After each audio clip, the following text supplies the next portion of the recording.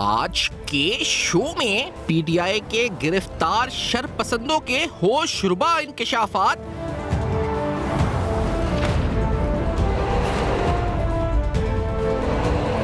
मुजाहिरीन को आंसू gas shell कहां से मिले, खैबर पख्तूनख्वा पुलिस में तहकीकात।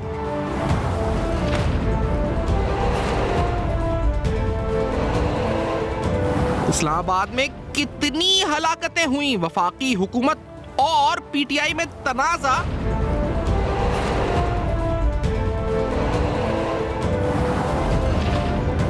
नौ मई के मुजरिमान को अदालतें सजाएं देती तो आज ये दिन ना देखना पड़ता। वजीर आजम का दो टोक मौक़िफ़।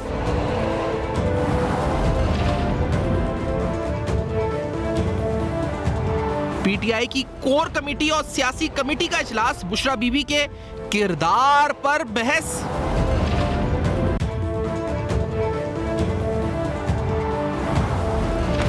क़यादत समेत 75 पीटीआई रहनुमाओं के खिलाफ दहशतगर्दी की दफात के तहत मुकदमा दर्ज।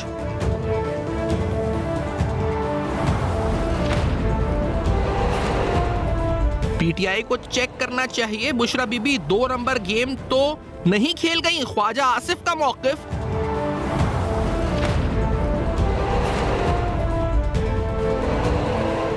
हालिया एहतजाज से तहरीक इंसाफ ने क्या खोया और क्या पाया।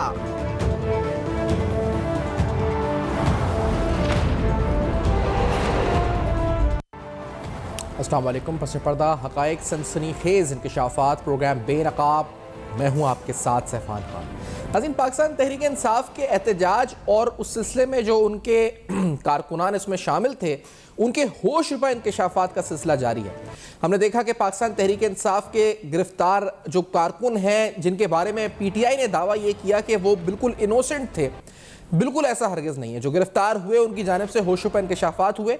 इन इंकशाफात से इसका भी अंदाज़ा होता है कि वो सूबा जो कि फाइनेंशियल डिस्ट्रेस में है, जहां तनख्वाहें देने के पैसे नहीं हैं, जो वफाक की तरफ मुसलसल इमदाद के लिए या ग्रांट्स की तरफ देखता है, उस सूबे में 50-50 हज़ार रुपए इन अफराद को बांटे गए जो इस धरने में या इस एहतजाज में शामिल होने जा रहे थे। एक ऐसी जो शरपसंद के इंकशाफात आए, आपको ज़रा सुनाते हैं कि आखिरकार ये पैसा किसी गरीब की दवा, ये पैसा किसी इलाज के लिए, किसी तालीम के लिए, किसी स्कूल की तामीर के लिए, किसी बच्चे को स्कूल ले जाने के लिए, ख़ास तौर पर अमन और अमान के हवाले से पुलिस को बेहतर इक्विपमेंट देने में इस्तेमाल हो सकता था, लेकिन ये तकरीबन करोड़ों अरबों रुपए जो इस वक्त है वो इस्तेमाल किया गया इस्लामाबाद पर धावा बोलने के लिए। शरपसंदों की जानब से क्या कहा गया, लेट्स हियर दिस। जो बयानात सामने आए, लेट्स हियर दिस।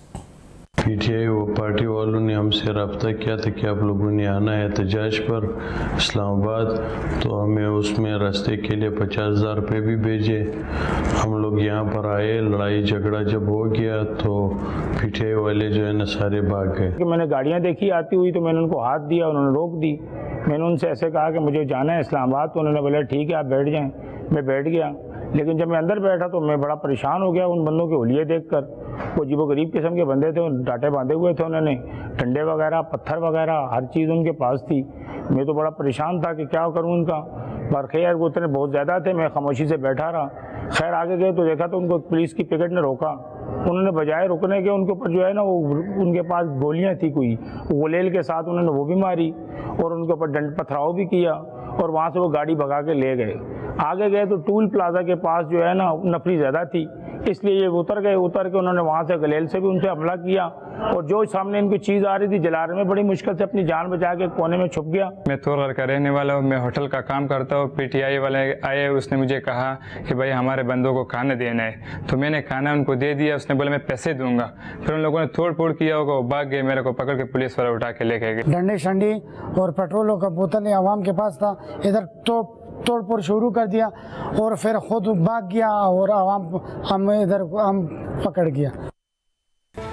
और इस अहम मोड़ के ऊपर जब ये सारे इंकशाफात हो रहे हैं और तमाम सियासी डेवलपमेंट्स हो रही हैं, बड़ी अहम तरीन खबरें पाकिस्तान तहरीक इंसाफ के कैंप से आ रही हैं। इन खबरों में दो तरह की खबरें हैं। पाकिस्तान तहरीक इंसाफ से एक तो इस्तीफे आने का सिलसिला शुरू हो चुका है और अहम तरीन पार्टी ओहदेदार अपने ओहदों से इस्तीफा दे रहे हैं। सबसे पहला इस्तीफा सलमान अकरम राजा साहब का आया, जो कि सेक्रेटरी जनरल है पाकिस्तान तहरीक इंसाफ के, और अब कुछ ही देर पहले यानी अब से कुछ मिनट पहले हामिद रजा साहब जो कि सुन्नी इत्तेहाद काउंसिल के चेयरमैन हैं, उन्होंने भी तहरीक इंसाफ की कोर कमेटी से इस्तीफा दिया और इत्तलात यही है कि वो अपनी एमएनए शिप जो है यानी जो उनकी रुकनत असेंबली की है उससे भी मुस्ताफी होने जा रहे हैं। और इसके साथ साथ मजीद इस्तीफों की इत्तलात भी हैं, यानी वो जमात जो कि बांग्लादेश की तरह हुकूमत का तख्ता उलटने जा रही थी वो आखिर खुद तितर बितर होकर बिखर गई है।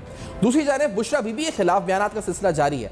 पहले सलमान अहमद उनको ग्रीडी और करप्ट कह चुके थे, आज उन्होंने कुछ और ट्वीट्स भी किए और उन्होंने कहा जी कि वो एक ऑल्टरनेट प्लान जो लीडरशिप के हवाले से है पाकिस्तान तहरीक इंसाफ में, उस साजिश का हिस्सा है जो खुद पार्टी की चेयरमैनशिप संभालना चाहते हैं। इसके अलावा शौकत यूसुफजई और दीगर बयानात, साथ साथ बानी पीटीआई की बहन की एक पोस्ट जो है वो भी सलमान अहमद ने शेयर की जिसमें बुशरा बीबी पर कुछ अहम तरीन सवाल उठाए गए। तो हमने देखा कि बुशरा बीबी के खिलाफ बगावत इस पार्टी में जोर पकड़ चुकी है। दूसरी जानिब हुकूमत के लिए बड़ा अहम और कठिन फैसला है कि आखिर तहरीक इंसाफ पर पाबंदी आयद की जाएगी या गवर्नर राज का निफाज होगा खैर पख्तूनख्वा में। ये दो अहम तरीन फैसले हैं जो वफाकी हुकूमत की तरफ नजर है कि आखिर क्या फैसला रियासत इस हवाले से उठा सकती है।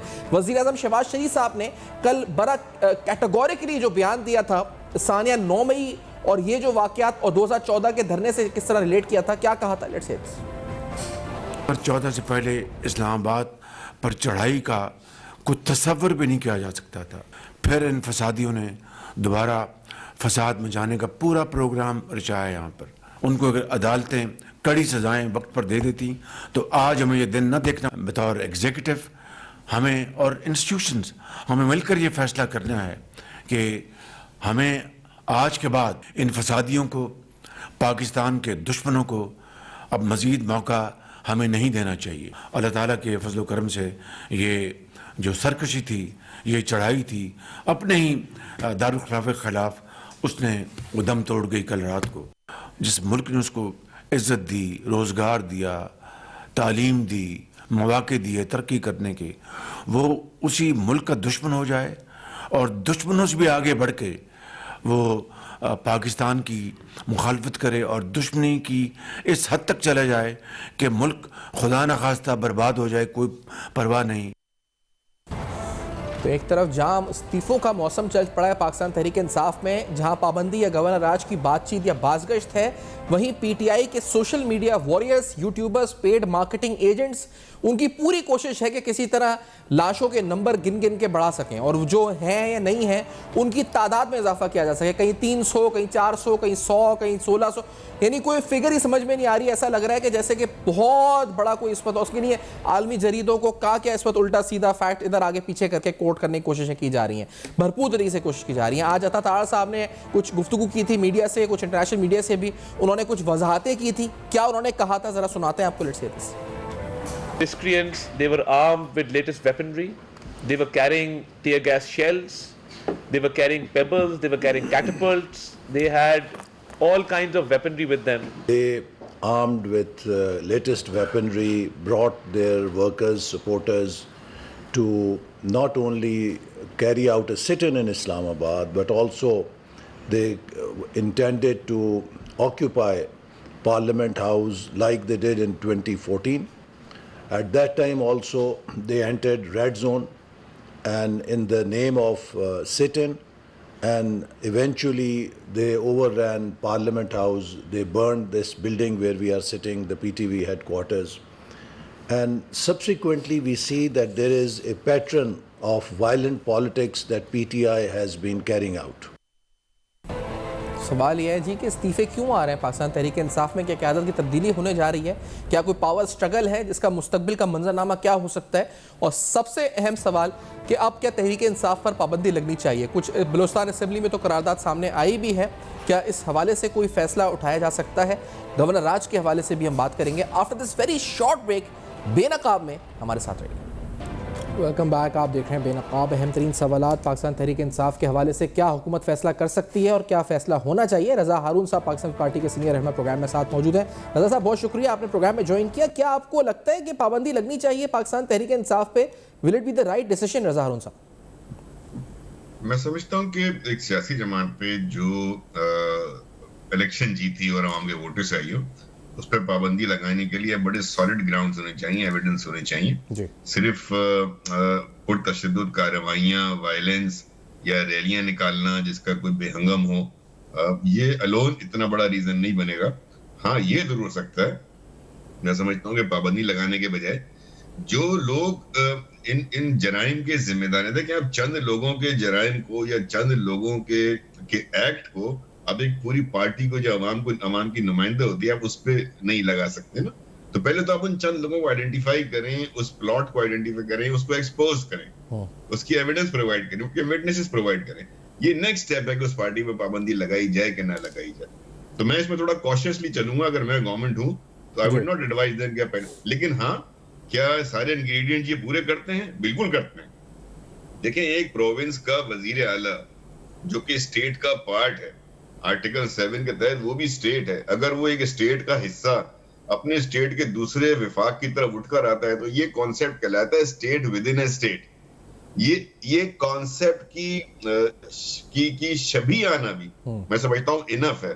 तो ये इनको, लेकिन ये सारी चीजें जो है वो मैं समझता हूँ कि कॉशियसली नहीं, लेकिन अगर ये चले, ये ना हो कि पाबंदी लगाएं लेकिन फिर गवर्नर राज तो करना पड़े, या गवर्नर के हवाले से तो कुछ करना होगा। आज वज़ीर साहब ने कहा कि बार बार हमलावर हो जाते हैं वफाक के ऊपर और स्टेट रिसोर्सेज के साथ हमलावर हो जाते हैं, तो इस सिलसिले को तो रोकने के लिए कोई फैसला करना पड़ेगा। गवर्नर राज अगर आप देखेंगे ना सफान, तो गवर्नर राज इतना आसान नहीं है लगाना। उसकी जो आइन में उन्होंने क्लॉजेस डाल दी हैं, आपको सूबे की असेंबली की करारदाद भी चाहिए। अब सिर्फ प्रेसिडेंट साहब या प्राइम मिनिस्टर साहब की एडवाइस से नहीं लग सकता। आपको प्राइमरीली उस सूबे की जहाँ गवर्नर राज आप लगा रहे हैं उसकी सूबाई असेंबली की आपको मुत्तफिका या 2/3 मेजोरिटी से करारदाद चाहिए होती है। तो ये वो इतना स्टेप नहीं है कि आप बड़े आराम से गवर्नर राज लगा लेंगे। ये जरूर होना चाहिए, जैसा मैंने कहा कि इस बात को प्रेस करना चाहिए, स्ट्रेस करना चाहिए कि जो लोग इस जराइम में मुलविस हैं, बराह रास्त क्यादत इसमें बराह रास्त मुलविस है, जिस बंदे ने 24 नवंबर की कॉल दी, वो तमाम लोग जो जत्थे की शक्ल में हमलावर हुए इस्लामाबाद में, चाहे वो CM KP हो, चाहे बुशरा बीबी हो या उमर अयूब साहब हो, बैरिस्टर गॉड, they are all responsible, answerable. फिर अगर इमरान खान साहब ने ये कह दिया था, जो न्यूज रिपोर्ट है कि आप फला जगह पे रुक जाए, तो वहां से आगे कौन लाया? क्या उनको मालूम नहीं था कि रियासत आगे खड़ी है, बार बार आपको वार्निंग दे रही है कि भाई आप मत आए। नंबर 1, आपने इसकी कानूनी इजाजत नहीं ली गई। नंबर 2, आपके जत्थे आपके कंट्रोल में नहीं है। नंबर 3, ये रेड लाइन एरिया है हमारे लिए, हम इसके अंदर आपको एंट्री नहीं देंगे। फिर किसने अपने लोगों को मरवाने के लिए मार्च करवाया उस पॉइंट से डी चौक पे आके खड़े और फिर भाग गए? आप देखे ना सफान, फिर भाग गए। लीडर किधर भागता है यार? आप कफन पहन के चले थे, अल जिहाद का नारा लगा के चले थे, आपने कहा था कि जाने दे देंगे। ये जो भागने वाला अमल है, ये जो फैसला हुआ, बजाय लग ऐसा रहा है कि सारा का सारा मलबा जो है वो बुशरा बीबी पर डाल दिया PTI की क़यादत ने, कि ये फैसला भी उनका था कि डी चौक जाएं। फिर ये भागने वाली नहीं, पूरा का पूरा जो अंदरूनी कहानी सामने आ रही है वो लगे रहा है कि शी वॉज द रीजन, और उनकी बहन आके डिफेंड कर रही है टीवी पे कि नहीं जी पार्टी के अंदर साजिश थी या कुछ था। तो बड़ा तितर बितर मामला तो पहले भी था, लेकिन अब तो बड़े वाजे नजर आ रहा है कि बुशरा बीबी के खिलाफ एक पूरा एक महाज बन के आगे सामने आ गया। आप एक मास कैंपेन जब शुरू करते हैं ना, इस तरह की पब्लिक रैलीज निकालने की पूरे मुल्क में, और खासतौर पर KP से आप गवर्नमेंट स्पॉन्सर्ड लेकर आ रहे हो, तो आपके साथ हजारों लोग होते हैं ना। अगर आपकी लीडर के अंदर कंफ्यूजन है, लीडरशिप के अंदर अगर इख्तिलाफात हैं, तो आप इतनी बड़ी कैंपेन चला रहे हैं, हजारों लोगों को निकाल रहे हैं, उसमें मासूम भी हैं, उसमें नौजवान भी होंगे, उसमें बुजुर्ग भी होंगे, तो आप इतनी बड़ी मूवमेंट कर क्यों रहे हैं अगर आपकी लीडरशिप में कंसेंसस नहीं है?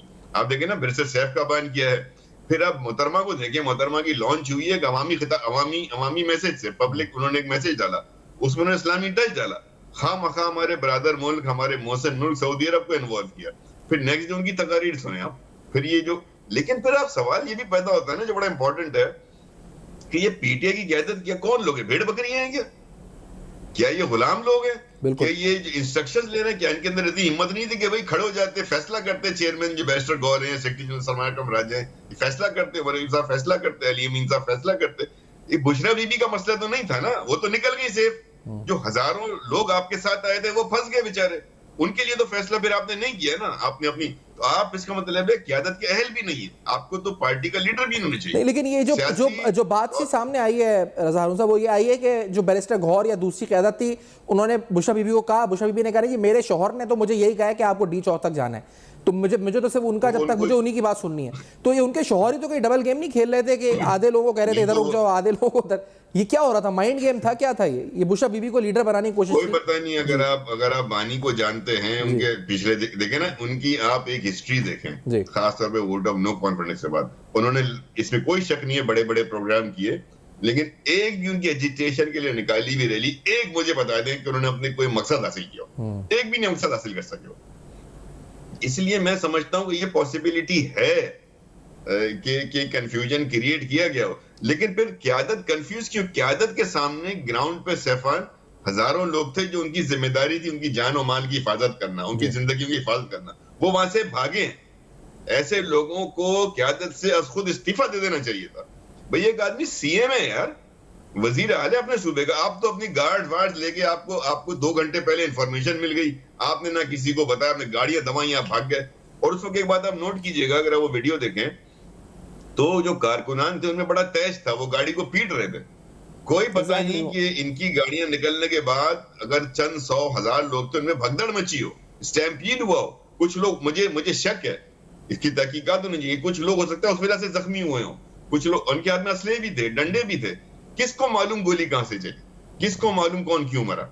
ये चूंकि ग्राउंड पे आप एक बात और नोट अच्छा, ये बताएं रज़ा साहब कि ये जो टोन इस्तेमाल कर रही हैं बुशा बीबी, जो इत्तलात आई सामने कि किसी को वो गिद्ध कह रही हैं, किसी को बेगैरत का खिताब दिया उन्होंने, किसी को, यानी, और सीनियर लोग जैसे सलमान अकरम राजा, हामिद रजा, फिरदौस नकवी साहब के एतराज़ात सामने आए जी कि मैंने सियासत की थी तो इसलिए तो नहीं हमने की थी कि ये वाले अल्फाज सुने।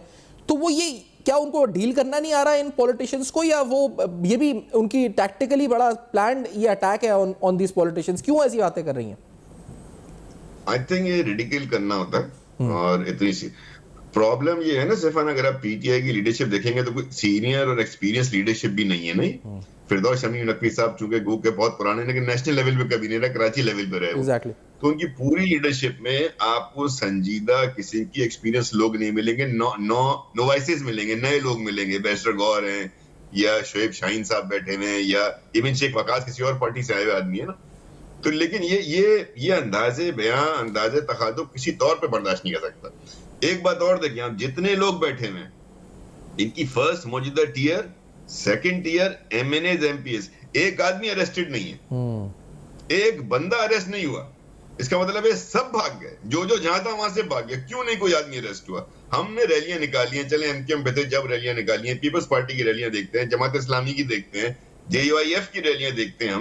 हम उस रैली में हजारों लोग होते हैं, लेकिन वहां जिम्मेदार आखिरी वक्त तक खड़ा हुआ होता है। अगर कोई रैली निकाल रहा है, प्रोटेस्ट कर रहा है, तो जिम्मेदार का काम होता है, उसने प्लान किया हुआ होता है, मैंने कैसे लेके जाना है, कैसे बिठाना है, कैसे निकालना है। अगर वो जिम्मेदार वहां से भाग जाएगा तो इस पूरी लीडरशिप को तो पहली फुर्सत में इस्तीफा खुद दे देना चाहिए था, घर चले जाना चाहिए था। It's bad example, bad name. नहीं, लेकिन अब तो इस्तीफा ये खुद से दे, वो तो खुद एहतसाबी वाली बात है। एक दो लोगों ने दिया भी इस्तीफा, लेकिन हुकूमत को ये आप कहते हैं कि ना पाबंदी का और गवर्नर राज का फैसला, इसकी बहुत सी इंप्लीकेशंस लीगल भी हैं, पॉलिटिकल भी हैं, जो शायद इस तरफ हुकूमत शायद जाए या ना जाए, ये भी एक बड़ा अहम सवाल है। फिर करना क्या चाहिए? फिर ये इंडिविजुअल्स के खिलाफ केसेस बना दें, ये काफी होगा? और केसेस तो 9 मई के बने थे, नहीं 9 मई के भी केसेस बने रजा साहब, तो उसका क्या हुआ? बैन करते हैं ना सैफान, पार्टी बैन का भी एक प्रोसेस है ना। पार्टी बैन का प्रोसेस ये है कि गवर्नमेंट एक रेफरेंस बना के सुप्रीम कोर्ट भेजती है, खुद तो नहीं लगा सकती ना। ये आईन हमारा ये कहता है कि उसने वहां भेजना है, तो जब आपने वहां भेजना है तो आपके पास यहाँ पेपर वर्क पूरा होना चाहिए। आप फिलहाल मुकदमात बनाएं और एविडेंस के साथ बनाएं, सबूत और शवायद के साथ बनाएं। जब आप वो एविडेंस के साथ मुकदमात बना लें, फिर आप उस लिंक को निकालें ना, क्योंकि अगर आप सुप्रीम कोर्ट में जाएंगे और केस आपका हल्का हुआ और कहीं वहां आपको सुक्की हो गई, तो ये बड़ी सुक्की हो जाएगी। तो मैं इस फेवर में हूं कि 24 और 25-26 नवंबर को ये जो केसेस बनाने वाली बात है रज़ा हारून साहब, अगर इन पे केसेस बनाए जाते हैं तो आपको नहीं लगता कि 9 मई के केसेस तो बने, उन केसेस का क्या हुआ जो अब केसेस बनेंगे, तो इनमें कोई अलग रिजल्ट आएगा? क्या फर्क पड़ जाएगा? नहीं तो फिर तो रहने देना, फिर सरकार ना करे ना, फिर सरकार भी घर जाए। अगर इतना सारा वाकया सामने हो रहे हैं और सरकार हमें बता रही है सब कुछ हुआ, तो फिर कोई एक तो सच बोल रहा है ना, और हम तो देख रहे हैं कौन सच बोल रहा है। हम तो पीटीआई की प्रॉब्लम्स देख रहे हैं, तो पीटीआई के अपने अंदर से आपको बहुत सबूत शवाहिद मिल जाएंगे, उनके एविडेंस मिल जाएंगे। लेकिन आपको 2 चीजों से इस वक्त गुरेज करना चाहिए, एक तो पार्टी पे बैन लगाने से, और क्योंकि उसकी आईनी तरीकेकार है, सुप्रीम कोर्ट में रेफरेंस जाएगा और फिर वहां पे अगर आपका केस मजबूत नहीं हो, और जो अक्सर नहीं होता है, हमने देखा है अक्सर नहीं होता है, तो वो आपको बड़ी सुक्की हो जाएगी। दूसरा, गवर्नर रूल जो है it's not an easy thing. आपको सूबाई असेंबली से जो है वो 2/3 यूनानिमस रेजोल्यूशन चाहिए होती है, वो अभी पीटीआई की वहां पे एक्सपीरियंस है, वो आप नहीं ले सकते। तो ये दोनों ऐसे स्टेप्स हैं कि फिलहाल उनसे पहले का जो होमवर्क आपने करना है, जो ग्राउंड वर्क करना है, वो तो कंप्लीट करें ना। लेकिन मुकदमा तो वो बनाए ना, और उस आप प्रोसेस से गुजरने के लिए evidence शायद जमा करें। हुकूमत इतने स्टेक हाई अपने रखे जाए ना जाए, इस तरफ वो एक बड़ा अहम सवाल है। लेकिन ये बताएं कि जो पावर स्ट्रगल है इसका रिजल्ट क्या आएगा विद इन द पार्टी, यानी इसका मुस्तकबिल क्या होगा? ये जो आपके एमक्यूएम के हमने देखा था ग्रुप्स बन गए थे, फिर एक नहीं 3-4 ग्रुप्स बन गए थे, क्या आपको यही नजर आता है कि इधर भी यही तकरीबन होने जा रहा है या कुछ डिफरेंट सूरत हाल नजर आती है? एमकेएम के वक्त में और इस पीटीआई के वक्त में एक बड़ा स्टार्क डिफरेंस है, वो ये है कि खान साहब इस वक्त पाकिस्तान में मौजूद है ना फिजिकली, सही, और ये सारी पार्टी उनके इर्द गिर्द घूमती है। हमने देखा कि उनके जो फैक्शंस बने थे, बड़े नामवर लोग बाहर गए, जहांगीर तरीन साहब बाहर गए, परवेज खटक साहब बाहर गए, बड़े बड़े नाम, इमरान इस्माइल साहब चले गए, अली जरी साहब चले गए, लेकिन पार्टी ने इलेक्शन में उसके बावजूद भरपूर रिबाउंड किया, रीबर्थ हुई पार्टी की, और हमने देखा कि उनका बड़ा मैंडेट नजर आया हमें। तो ये तो पॉसिबिलिटी है कि उनकी पार्टी को बहुत बड़ा धचका लगेगा। और पीटीआई का जो एक हमेशा से वीकनेस रही है वो ये रही है कि इमरान खान साहब है, बानी है, उसके नीचे अवाम है, बीच में इनका कोई भी टीयर ऑर्गेनाइज नहीं है ना, इनके पास कोई फर्स्ट टीयर है ना सेकंड टीयर है, और मोस्ट इंपॉर्टेंट जो एमकेएम जैसी जमातों के बाद पीपल्स पार्टी, जमात इस्लामी के पास थर्ड टीयर होता है, जो यूनिट लेवल का होता है, वार्ड लेवल का होता है, यूसी लेवल का होता है। पीटीआई के पास ऐसा कोई सेटअप ही नहीं है। तो ये पार्टी, इसका मतलब है जिस तेजी से मकबूल हुई है, मकबूल भी आप रखें फ्रॉड पे हुई है, साइफर पे हुई है, कि उसी तरीके से मकबूलियत कबूलियत गिर भी जाती है। तो ये हमेशा कोई दायमी चीजें नहीं होती हैं। और जो मुझे लग रहा है 24 नवंबर की नाकामी ना सिर्फ उन लीडरान की है बल्कि बानी की भी है, और अब ये इनका रिवर्स गियर शुरू हो गया है और ये वापस आएंगे। और आप देखें अभी जो हालिया जो बल्दियाती जो ज़िमनी इलेक्शंस हुए, पीटीआई का एक सीट नहीं जीती है पीटीआई ने कराची, एक सीट नहीं जीती। ये रजा ये बताएं ऐसा नहीं है कि पॉपुलैरिटी बल्दियाती से हटकर ये बताएं कि जो खासतौर पे 24 नंबर की कॉल थी, हमने देखा पंजाब में बहुत ही बुरा रिस्पांस रहा, और इसी वजह से शायद सलमान अकरम राजा और फिर दीगर को इस्तीफा भी देना पड़ा। सिंध में फिर और कराची में खास तौर पर क्या आप बिल्कुल भी, हमने देखा हली बादल शेख नजर तो आए वहां पे, लेकिन आवाम बिल्कुल भी नजर नहीं आई। क्या हुआ कि कराची में बड़ी पॉपुलैरिटी थी इनकी और एक वेव सी थी, बल्कि जो ये पूरा मामला हुआ था साइफर वाला, बड़ा कराची में बड़ा जोशो खरोश था, आम लोग सड़कों पे हमने देखा निकले थे। ये एकदम कराची से गायब ही हो गया वो मामला। 24 नंबर को झंडा तक कोई नजर नहीं आया, कोई सड़क पे नजर नहीं आया। प्रॉब्लम सिफान वही है ना, मैंने कहा थर्ड और सेकंड टीयर होना चाहिए ना। फर्स्ट टीयर तो बेसिकली अनाउंस करता है ना, प्रोग्राम दे देता है, पॉलिसी दे देता है, गाइडलाइन दे देता है, फिर सेकंड और थर्ड ईयर बेसिकली लोगों को बाहर निकालते हैं और ऑर्गेनाइज करते हैं चीजों को, स्ट्रक्चर को नीचे लेवल पे। क्योंकि सेकंड और थर्ड ईयर इनके पास है ही नहीं। और कराची सिंध में तो फारिग है बिल्कुल, कराची सिंध का जो उनके लीडरशिप है वो तो सारे के सारे कॉम्प्रोमाइज लोग हैं। वो तो आपको रात 8-9 बजे के बाद मीडिया पे तो मिल जाएंगे, उनके दफ्तर में कहीं नहीं मिलते। तो पार्टी स्ट्रक्चर की वीकनेस है। पंजाब और केपी की पोजीशन डिफरेंट है। पंजाब के अंदर इनका पार्टी का टीयर जो है वो थोड़ा फिर भी मजबूत है, वहां पे लोग इनके साथ जुड़े हुए हैं। लेकिन जो केपी है वहां तो देखिए ना, टोटल इनके पास सपोर्ट है, तो सपोर्ट की लेवल कम होता चला जाता है, ऑर्गेनाइजेशन का स्ट्रक्चर वीक से वीक होता चला जा रहा है। इसलिए आपको कराची में कोई मूवमेंट नजर नहीं आएगी, इसलिए कोई बंदा खड़ा हुआ ही नहीं है ना मूवमेंट करने वाला। कोई लोग किसी के पीछे चलेंगे ना, तो वो पीछे चलने किसके पीछे चले? अब अली आदिल शेख के पीछे तो लोग नहीं चलते, उसको नहीं मानते लोग। कराची की लीडरशिप है वो गायब है, वो नजर ही नहीं आ रही। असल बात यह है कि आप इश्यूज के ऊपर भी नजर नहीं आते। तो ये सियासी तौर पे जो ऑर्गेनाइजेशन माइनस है पीटीआई की, ये पीटीआई की सबसे बड़ी कमजोरी। और ऑर्गेनाइजेशन तो और धचके लगे हैं खासतौर पे 24 नंबर के बाद। लेकिन इमरान खान बानी पीटीआई की अपनी पॉपुलैरिटी तक आपको लगता है कि वो भी मुतासिर हुई है, उसको भी नेगेटिव हिट लगा है, या वो वही बदस्तूर कायम है? मैं समझता हूं कि उसको नेगेटिव हिट लगा है, लेकिन इतना नहीं लगा कि वो डैमेज हो। अच्छा, ये जरूर अब एस्टेब्लिश हो गया है कि उनके तवातुर के साथ जो फैसले होते हैं, सिलेक्शन ऑफ लोग होता है अपनी पार्टी के नुमाइंदे, वो सब के सब गलत होते हैं।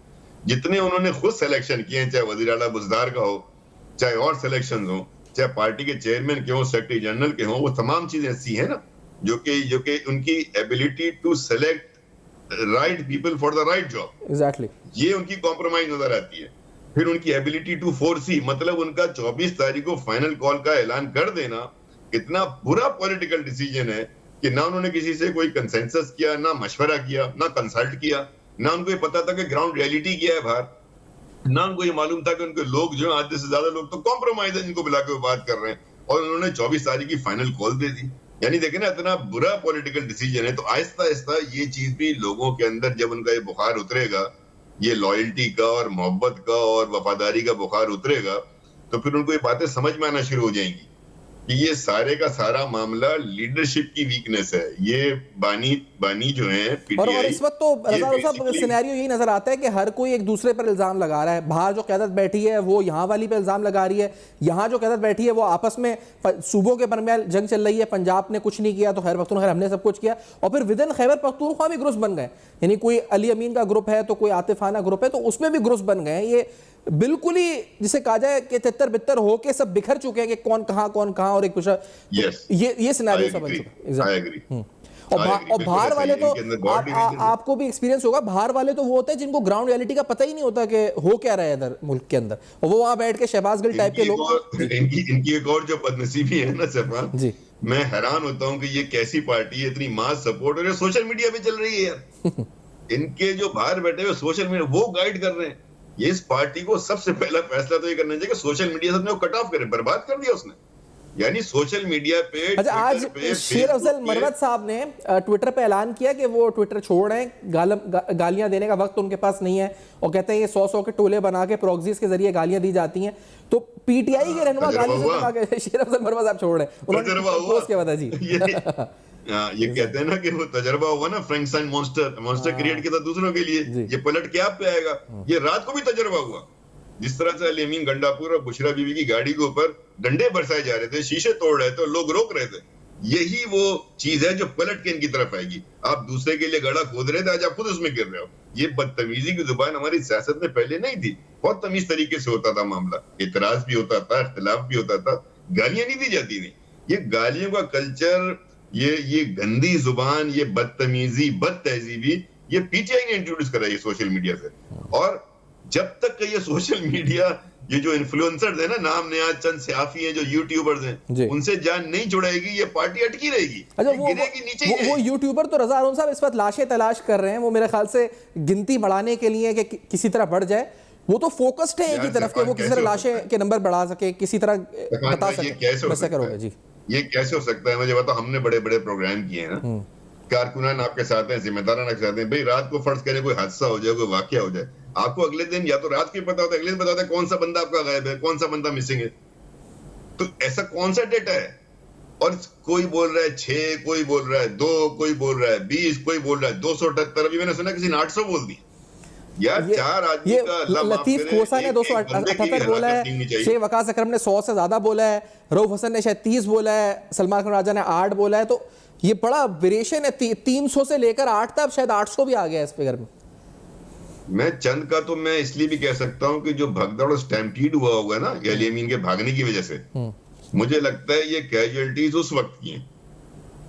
ये उस वक्त की कैजुअलिटीज हैं जो ये भागे हैं, डंडे बरसाए और एक दूसरे पे हमलावर हो गए थे। पता नहीं जो अपने लीडर को मार रहा है उसने बाकियों को कहां छोड़ा होगा। तो ये तो पता नहीं उस वक्त क्या हुआ, अल्लाह माफ करे, तहकीकात होंगी तो चलेगी। इत्तलात है कि उनके ड्राइवर को भी ज़दोकोप किया था, ड्राइवर को ज़दोकोप तक किया, ये तक इत्तलात आई थी अली अमीन गंडापुर के। यस एग्जैक्टली, यही मैं कह रहा हूँ ना, जो उनकी अपनी हालत थी, जितने तैश में वो थे, गम और गुस्से का इज़हार कर रहे थे, और पुरतशद्दुद था ना सारा का सारा मामला। कई मीडिया हाउसेस पे हमले हुए हैं, कई गाड़ियों पे हमले किए इन्होंने आते हुए, कई जगह हमने देखा पुलिस वालों को मार रहे हैं। अब जो आ रही है 3 हमारे रेंजर्स के जवान जो है वो गाड़ी चढ़ा दी गई उनके ऊपर, वो बेचारे जहां शहीद हुए। तो ये जो होता है ना, ये जहां भाग होने वाला मामला, जख्मी तो फिर चले एक आध दिन अपने आप को छुपा सकता है, जहां भाग होने वाला मामला तो पार्टी को पता होना चाहिए था ना कि भाई हमारे 10 कारकुनान वापस नहीं है, हमारे 50 बंदे वापस नहीं आइए, उनके नाम है। लेकिन ये जो जिस तरीके से एहतजाज हो रहा है, क्योंकि आज मैंने देखा कि वॉशिंगटन डीसी में भी इन्होंने बाकायदा वहाँ की एम्बेसी के सामने वो शहबाज गिल और इन लोगों ने कुछ अरेंज किया हुआ था। तो ये टारगेट अब इंटरनेशनल मीडिया को कर रहे हैं, खास तौर पर AI जनरेटेड इमेजेस निकाल के इनके यूट्यूबर्स फोटो डाल रहे हैं। आपने देखा है वो जो एक इनके यूट्यूबर ने वो खून वाली सड़क दिखा दी है AI पे क्रिएट करके। तो ये इंटरनेशनल मीडिया को खास तौर पर टारगेट किया जा रहा है इस पूरी सूरत हाल में, या ऑर्गेनाइजेशंस को। नहीं, वो ये झूठ जो है ना वो ज्यादा देर से चलता ही नहीं, उसके पांव होते नहीं है। ये फौरी तौर पे यूट्यूब पे या सोशल मीडिया पे तो आप इन खबर्स को जनरेट करा के एक हाइप क्रिएट करा देते हैं, लेकिन इंटरनेशनल मीडिया वाले भी एक आध दिन बाद तहकीकात करेंगे ना, अब ये जो इश्यू बना है सैकड़ों शहादतों का, ये पलट कर आएगा ना आपके पास, जो आपको नाम देने पड़ेंगे, आपको बताना पड़ेगा कौन है, ये सब पलट कर वापस आएगा। और जो मैंने कहा ना, जो इन लोग के लोग बाहर बैठे हुए वो तो ठंडे में बैठे हुए हैं ना, उनको तो कोई प्रॉब्लम है नहीं। अच्छा रज़ा साहब, ये बताएं रज़ा साहब कि आपके तजुर्बे और सियासी निगाह में जो गैप था या स्पेस थी बानी पीटीआई के और उनकी रिहाई में और एस्टैब्लिशमेंट से जो उनके फासले थे, वो 24 नवंबर के बाद बढ़ गए, बहुत ज्यादा बढ़ गए, या सिर्फ बढ़ गए या कम हुए? क्या लगता है आपको? मैं समझता हूँ बानी पीटीआई ने अपने लिए मुश्किलात क्रिएट कर ली हैं, और नंबर 1 मुश्किलात उनके लिए क्रिएट करने में जो फैसिलिटेशन हुई है बुशरा बीवी से हुई है। फिर 24 नवंबर का जो एपिसोड है फियाज का, ये उनके बहुत खिलाफ जाएगा, बहुत खिलाफ जाएगा। और जो भी अगर कोई हमदर्दियां थी भी जो डेवलप भी हो रही थी, मैं समझता हूँ कि आज हमने जो वज़ीर आज़म साहब की जिस मीटिंग से वो बात कर रहे थे, उसमें हम तमाम सीनियर लोग बैठे हुए थे, उसमें एस्टेब्लिशमेंट के भी सरबराहान बैठे हुए थे, तो वहां तो टोन बहुत सख्त है। और इमरान खान साहब ने ना अपने लिए फेवर किया, ना अपनी पार्टी के लिए फेवर किया। ठीक है रज़ा साहब, बहुत शुक्रिया, आपने वक्त दिया, प्रोग्राम में ज्वाइन किया और अपना मौक़िफ़ और अपना तज़िया पेश किया इस पूरी सूरत हाल पर। आफ्टर दिस ब्रेक समराइज़ करेंगे सारी गुफ्तगू को, हमारे साथ अहम तरीन सवाल। पाकिस्तान तहरीक इंसाफ की सियासी हिकमत अमली यहाँ से क्या होगी, खासतौर पर पाकिस्तान तहरीक इंसाफ की कमिटीज़ के इजलास के दौरान उठने वाले एतराज़ात, बुशरा बीबी के खिलाफ उठने वाली आवाज़ें और पीटीआई के अंदर होने वाला खिलफिशार, किसने फैसला किया, क्या फैसला किया और उसकी इम्प्लिकेशंस क्या हुई, और बिलखुसूस हुकूमत की हिकमत अमली यहाँ से क्या होगी? क्या पाकिस्तान तहरीक इंसाफ पर पाबंदी लग सकती है? और क्या अहम तरीन मामला गवर्नर राज का खैर पख्तूनख्वा में, इस तरफ भी मामला जा सकते हैं? अगर होता है तो उसकी इम्प्लिकेशंस क्या होंगी और ऑल्टरनेट सोल्यूशंस इस हवाले से क्या हैं? इन सब पर डिटेल बात हुई। आपका फीडबैक हमें मौसूल होगा हमारे फेसबुक पेजेस पर, ईमेल पर और एक्स पर। आप अपना बहुत ख्याल रखिएगा, देखते रहिएगा। अब तक अभी सब्सक्राइब करें ताकि कोई खबर रह न जाए।